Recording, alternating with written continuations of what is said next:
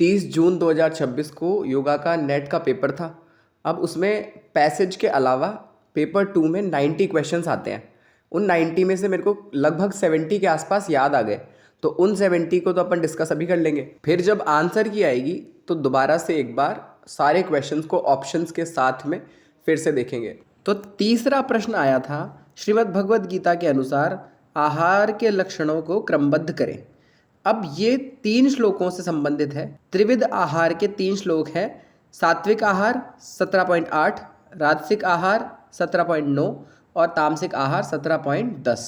अब सात्विक आहारों के लक्षण हैं आयु, सत्व, बल, आरोग्य, सुख और प्रीति बढ़ाने वाले भोजन।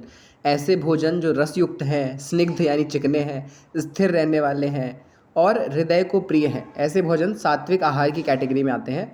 कटु, अम्ल, लवण, अति उष्ण, तीक्ष्ण, रुक्ष यानी रूखे, विदाहीन यानी दाहकारक या जले हुए, ऐसे भोजन दुख और शोक पैदा करते हैं और राजसिक आहार की कैटेगरी में आते हैं।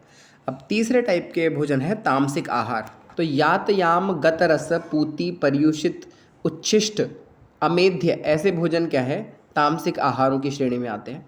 और तामसिक आहार का श्लोक हमें एक दूसरे प्रश्न पे ले जाता है, जो कि चौथा प्रश्न आया था। प्रश्न था, श्रीमद् भगवद गीता में यातयाम किसका लक्षण है? तो तामसिक भोजन का लक्षण है यातयाम, यानी जिसको बनाए हुए एक याम यानी 3 घंटे से ज़्यादा का समय बीत चुका। मतलब मान लो आपने खाना बनाया सुबह 7 बजे और अगर 10 बजे के बाद आप उस भोजन को कर रहे हो तो वो तामसिक भोजन की श्रेणी में चला गया, क्योंकि 10 बजे तक तो वो सात्विक है या राजसिक है, पर 3 घंटे जैसे ही बीत जाते हैं किसी भोजन को बनाए हुए तो वो तामसिक की श्रेणी में चला जाता है। अब मुद्दे की बात सुनो। अगर आप एग्ज़ाम देने का सोच रहे हो अभी दिसंबर 2026 में, तो उसके लिए प्रिपरेशन आपको अभी से स्टार्ट करनी पड़ेगी। या फिर आप इस एग्ज़ाम में अपीयर हुए थे पर आपको पता है कि आपका सिलेक्शन नहीं होगा, और जो पता चल भी जाता है एग्ज़ाम देते देते फीलिंग आ जाती है कि हाँ नेट हो जाएगा या JRF हो जाएगा, तो रिज़ल्ट आने का वेट मत करो। अगर आपको लगता है कि आपको अगला अटेम्प्ट देना पड़ेगा तो अभी से प्रिपरेशन स्टार्ट कर दो, क्योंकि कोर्स छोटा है पर बहुत बार रिपीट करना पड़ता है। मतलब चीज़ें बहुत कम हैं पर पढ़ना बहुत ज़्यादा बार पड़ता है उन कम चीज़ों को ही।